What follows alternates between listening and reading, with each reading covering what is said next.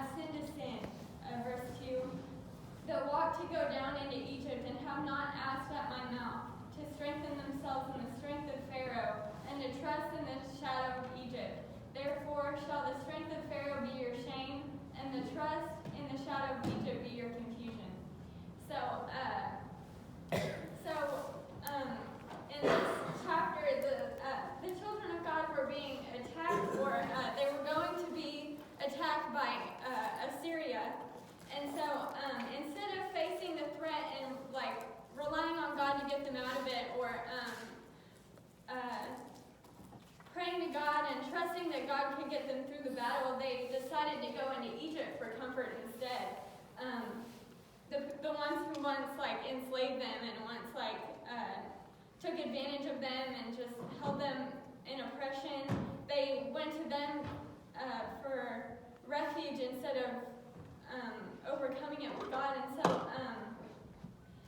so instead of choosing to face the situation, they chose to hide behind the lesser of two evils. And because war is uncomfortable, and having to rebuild after war and lose people would be pretty uncomfortable. And so they, instead of putting themselves through the discomfort of dealing with the Assyrians, they just ran over to the Egyptians instead.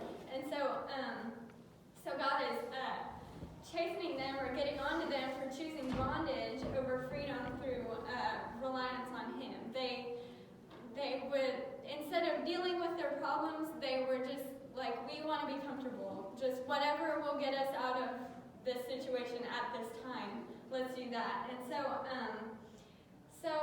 I want to talk a little bit about bondage and chains tonight, being bound. We all know that whenever we get saved, God breaks the chains of bondage to sin in our lives. We come to God and He starts to convict us of things that are just obvious. Everyone knows that, you're not supposed to drink, you're not supposed to smoke, you're not supposed to engage in, adultery. Those are obvious.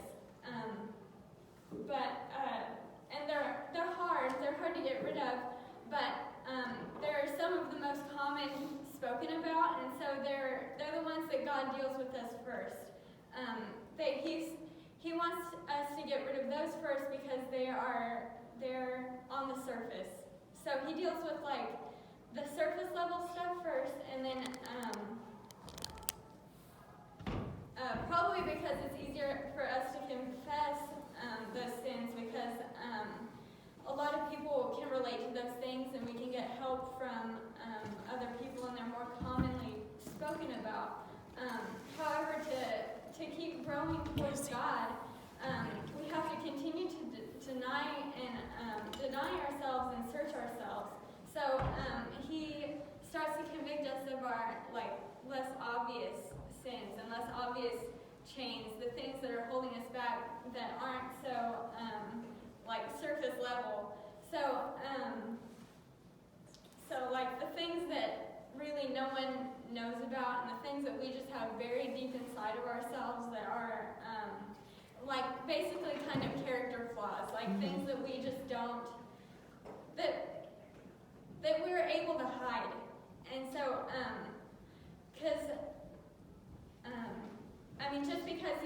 them in yourself doesn't mean that they're not, that you can keep them. Doesn't mean that you're supposed to hold on to those things.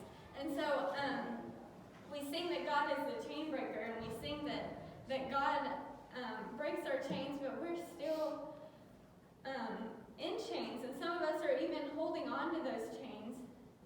Here, wait a second. And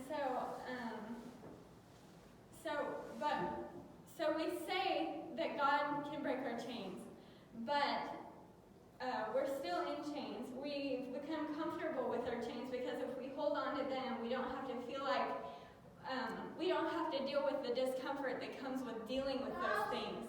And so, just like the Israelites, they ran to Egypt instead of dealing with the thing that would ultimately bring them comfort and bring them freedom. And so, just like that, we're holding on to these things because we don't want to deal with going to someone and asking for forgiveness, or we don't want to look inside of ourselves and deal with the parts of us that might be judgmental, or we don't want to give up our pride because it's uncomfortable to deal with those things in ourselves. And so we would rather hold on to them and hide them instead of break away from those things. Or even like holding on to tradition can be a chain because because you have this set mindset of how things should go, and if things deviate, then it's uncomfortable, and so you just want to stay in. We want to stay in our chains because we don't want change. We don't want to deal with the discomfort that comes along with admitting that we have something inside of ourselves that needs to change. If we're comfortable in our chains, even though we pray like, God, I want to be closer to you. God, how can I get closer to you? If we don't truly get rid of those chains, if we're comfortable in them, they'll never be broken, no matter how hard we try to pray about it. So that's why we consistently need to pray, Lord, search my heart, but we need to be honest and actually look for the things that He's trying to reveal in us whenever we pray those things. Because, can you imagine how powerful we can be for God, or how effective our prayers would be, how much deeper our relationship in God would be if we would let Him take these things out of our lives, and if we would confess these sins instead of holding on to them. And but again, we're comfortable in them and we don't want them to change. And so what I mean by this is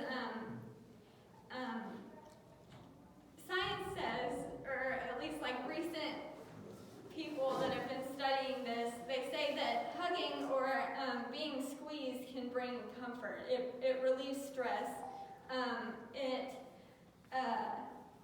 It relieves anxiety. And so people nowadays are going and they're buying these weighted blankets because it helps them sleep and it helps them with anxiety and it just takes off stress. And so whenever I think of being in chains or being in bondage, I know that it's talking about, you're shackled around your arm or you're shackled around your leg or something, but I imagine you're wrapped and your arms are at your side, your legs are just bound, and you're just bound. And so the devil has wrapped some of us in chains, but not too tight to where we're uncomfortable, but just in such a way that relieves stress and pressure of having to reconcile a relationship or having to get rid of bad habits in our lives. So he's saying, the devil, he's like, you don't want to hash out that old argument. You don't want to make those people uncomfortable. Say there's one person in your life that every time you see him, it's an uncomfortable situation, and you may have wronged them in the past, but you don't want to deal with anything. You don't want to have to bring it up, to stir everything back up, to apologize to them. But every time you see them, the conversation is limited to certain topics. And so you're just we're comfortable where we are. We don't have to move past this. I'm fine with surface level conversations. I'm fine with strained relationship because I don't want to have to deal with all the things that are lying deep down inside. Well, you're comfortable in being in unforgiveness. You're comfortable in letting that person live their lives in unforgiveness. And so we're comfortable in our chains. So these things are also, they're like eating away at our spirits. If we have unresolved situations in our lives, it's like the spirit man inside of us is diseased. You're kind of bedridden because you can't get anywhere past, I have this thing that I have to deal with. Because, if you're sick, you can't really get out of bed, you can't really do much. And so if your spirit is sick, you can't do much for God. That's and right. But God is not only the chain breaker, but He's the great healer, and He doesn't just heal our flesh, He heals the disease from our spirits also, like depression and discouragement and unforgiveness and pride. But just like in the natural side of things, we have to be diagnosed with this spiritual sickness, or just realize that we have symptoms of sickness before we can start to deal with those things. Because, you don't know that you're sick until you start to, your stomach starts to hurt, or you get a cough, or something starts to come up to where you're like, maybe I'm sick. So we have to be honest with ourselves before we can go to God and recognize the symptoms and ask ourselves, what's causing this? So it's like, maybe ask yourself, why am I depressed? Am I dwelling on the past, or why am I discouraged? Am I trying to do things on my own instead of giving them to God? Why don't I feel as close to God anymore? Am I holding on to something that I need to get rid of? Why is it always uncomfortable to talk to that person? Did I do something to cause this tension? Because most of the time it's easy to say, they did this to me, but it's hard to look in ourselves and say, maybe, I might have said something. I might have done something. And so whenever after we realize, maybe I've done something, we need to build ourselves up and try to, search inside of ourselves to go and deal with that thing instead of being comfortable in that situation. And so once we see the symptoms and diagnose the spiritual problem, we know how to pray specifically. And then we can go to God and be healed of this spiritual sickness. So if we realize that we have something in our hearts that we're holding on to, it's kind of silly to leave it there or to hold on to pieces of it. And so whenever we go to God, we need to give it completely to God and be obedient with what He reveals to us. So I heard a preacher say once, he said, there are things that if you don't conquer and overcome them when God gives us the power to do it, it'll come back in our lives and even affect your family for generations after you. And so I want to go back to Job 36, 5 through 12.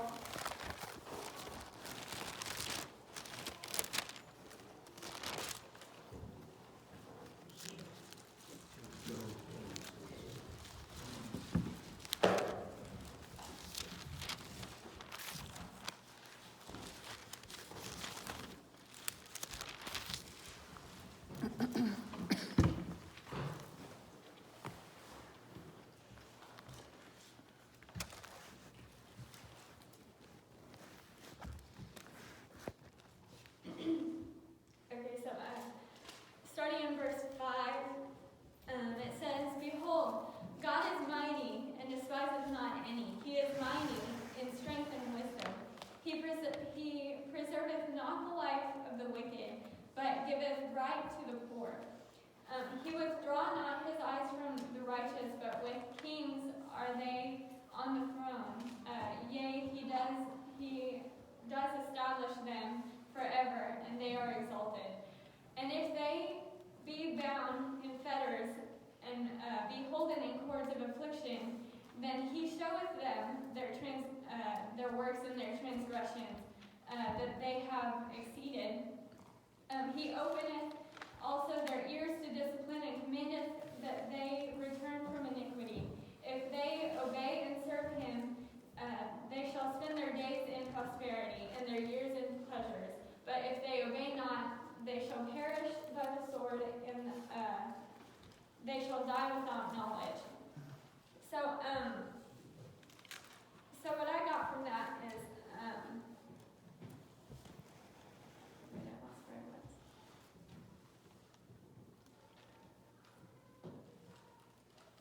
So, if God has laid something on your heart, or is convicting you of something right now, He's trying to help you. He's trying to help you to deal with it now.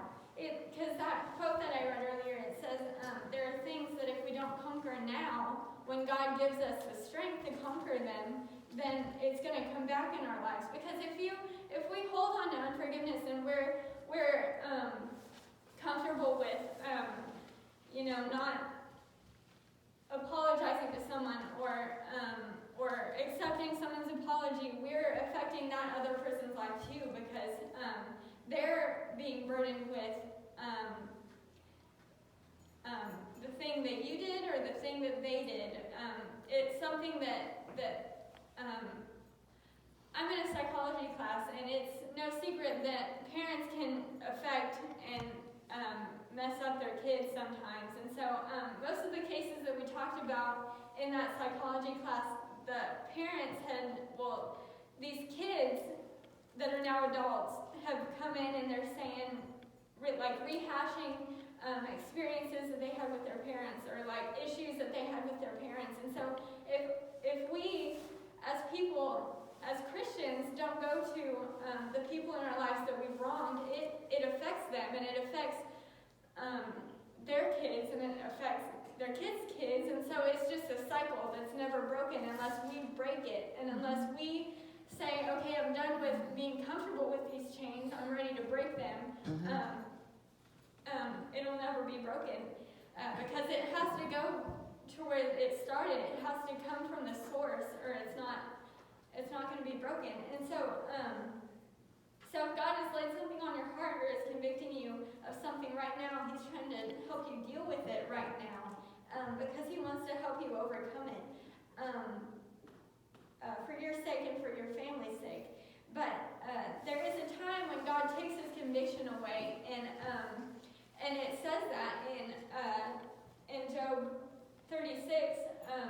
It says that in verse 8, it's talking about He helps the ones that are bound in fetters, and He wants them to realize why they're there. He says, it says that He openeth their ears to discipline, and commandeth that they return from iniquity. And if they obey and serve Him, they shall spend their days in prosperity and their years in pleasures. And so He's saying, I want to help you. I always want to help you. I always want you to be broken of your chains. I want you to be free from these things that you're holding on to.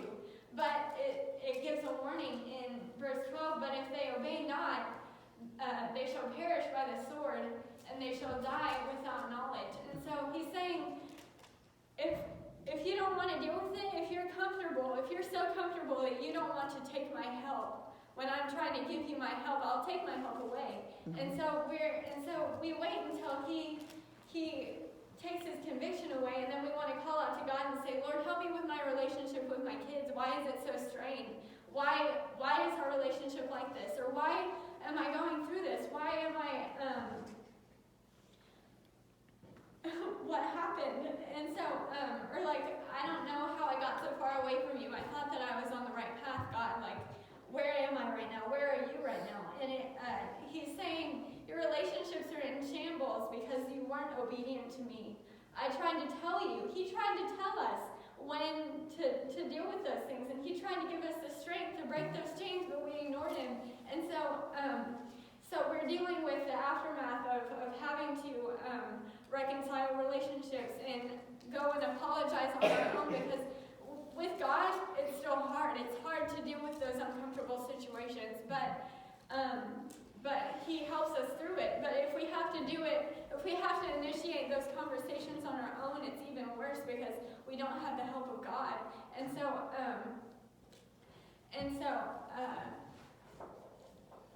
we have to start those conversations only wants to see that we're serious about it this time. He's like, you ignored me the first time, why should I help you? And so we have to step out in faith and say, okay, I'm ready, and then he'll lend us his hand. But we have to choose whether we're going to put our faith in his strength, or if we're going to put our strength in, or if we're going to put our trust in being comfortable and being bound and just staying right where we're at and not going anywhere else because we're just so comfortable with where we are. Just like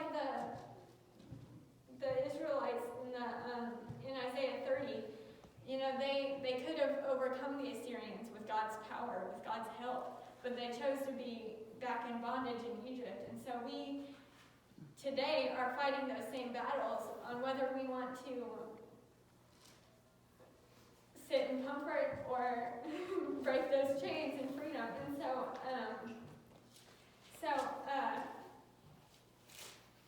this is going to be short, but so if God is if he's pulling on your heart right now, if someone comes to mind right now that okay, it's time to get that relationship right, or okay, it's time to lay down this habit, or it's time to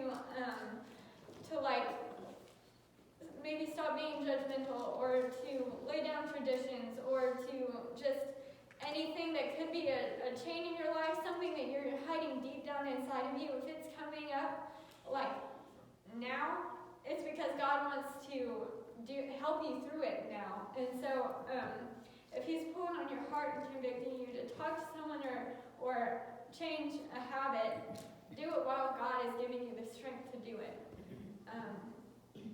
But that is all I have, and that was really short. But That was good. It was good, though. That was good.